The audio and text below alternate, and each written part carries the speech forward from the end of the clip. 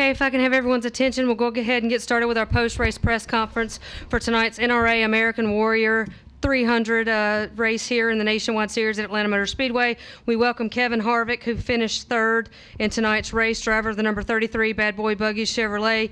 Kevin, talk a little bit about your run out there tonight. Well, the run was really good. Obviously, it wasn't what NASCAR wanted, so we kept throwing cautions for things. So it's just one of those deals, and the car that caused the caution pushed the car to win the race by us, and we weren't able to get by. But what do you do? Also joining Kevin is Austin Dillon, driver of the number 3 Advocare Chevrolet, our highest finishing rookie who finished 6th tonight. Austin, talk a little bit about your run out there tonight.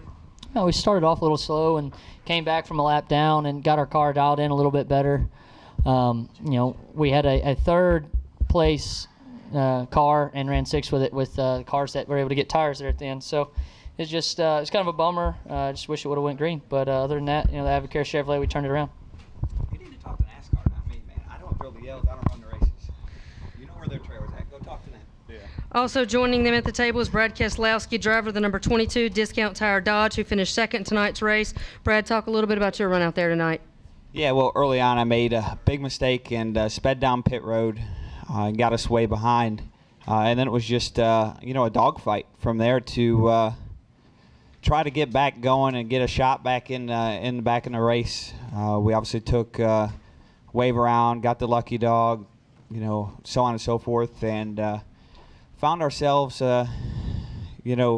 stuck in about 12th or 13th till the yellow came out, and I'm sure we'll talk about that later. And that cycled us back to, 8th or so, and we were able to come in and get new tires, which we had saved if the race was to play out that way. We put the tires on and made the hardest run we could towards the front. Just didn't have enough laps to really give it a fair go, but just a good effort by my team to work through adversity that I created, and I'm really proud of them for that, and we'll move on to the next one. Okay, we'll open it up for questions. We'll start with Kevin. If you have any questions in the media center, then we'll go upstairs. Any questions for Kevin down here? We'll start with Bob, then go over to Jeff, then Brian. Bob Hyker, Sporting News. Kevin, is it safe to assume that you think Brad threw the water bottle out to cause the caution? I mean, it's pretty obvious. They put it on TV and showed, and the caution came out the same lap. So, he told me after the race, he said he never thrown a water bottle out, and you know what that means. So, yeah, it's just... Hell yeah, he told me it was intentional. So, it is what it is. So, sleep good tonight. We'll take our next question from Jeff. Jeff Gluck from SBNation.com. I guess ESPN said that the water bottle wasn't the reason, from what they'd heard, for the caution. Did you have any other information as to if it could have been something else, or from your understanding, was it that caused the caution? Maybe just a coincidence that it fell out of his car. Okay, we'll take our next question from Brian. I'm going to go in a completely different direction, Kevin. You all night long were running at the very bottom of the racetrack when it seemed like nobody else could hold it down on the bottom. I mean, were you able to?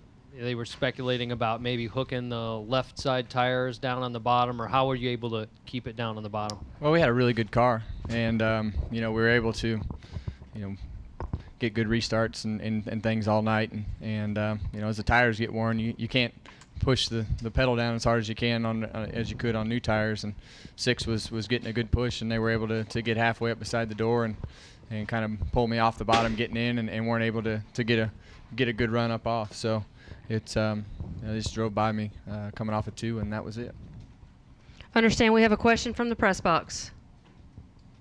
Question for Kevin Harvick, Wolfgang Munzer from Germany, Rennsport Press Agency. Kevin, it's a follow-up from the last question. You led the majority of the race, I think 157 laps.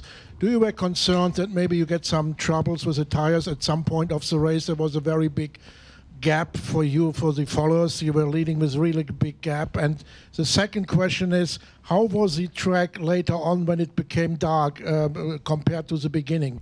Was it still very sticky or our car slippery? Didn't change a whole lot. We had to tighten it up just a touch as we got going to dark. That was really the only adjustment that we made all night.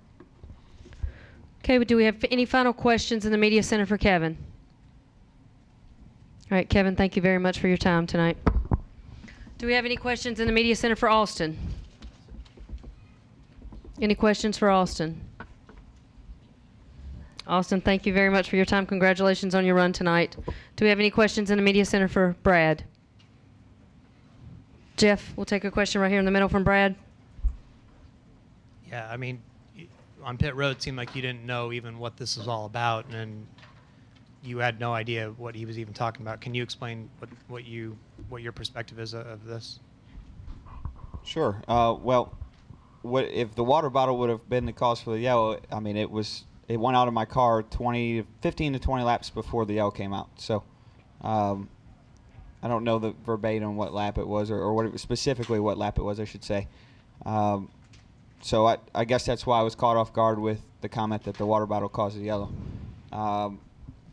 From there, like I said, I don't know why the yellows come out. Yellows come out all the time in the race without an explanation. That is what it is, and that's not a question for me. That's a question, for everybody that runs the show. So, I'm sure they felt like there was a reason, and they threw the yellow, and that's their right. That's their their job as the sanctioning body at NASCAR. So, any questions to that need to go to them.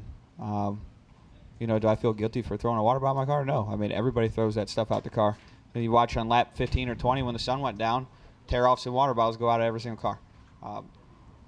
That's how racing works. If you go down in the infield of these tracks, I'm sure after the race you'll find 20 water bottles. It's just what it is. NASCAR knows that, and if they decide to throw a yellow, that's their prerogative. But most times they don't. So, that's their call. I can't speak for NASCAR. But I'm not going to say I didn't throw a water bottle in my car. Heck yeah, I threw about 3 of them out through the course of the race, and I do every race, and will continue to do so. And I think most of the field will. So I mean, that's I don't know how the two are linked together without NASCAR saying so. So that the questions need to go to them, or Kevin's questions do, not to me. But I can understand. Kevin being frustrated. I would be frustrated too. I was very frustrated after Watkins Glen when I had the dominant car and didn't win. But sometimes in racing you do everything right and it just doesn't work out.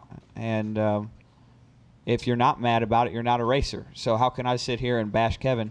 Kevin's a racer. He had the best car and didn't win. If he wasn't mad as hell, I would personally be mad at him because that's his job and that's why he's a great racer.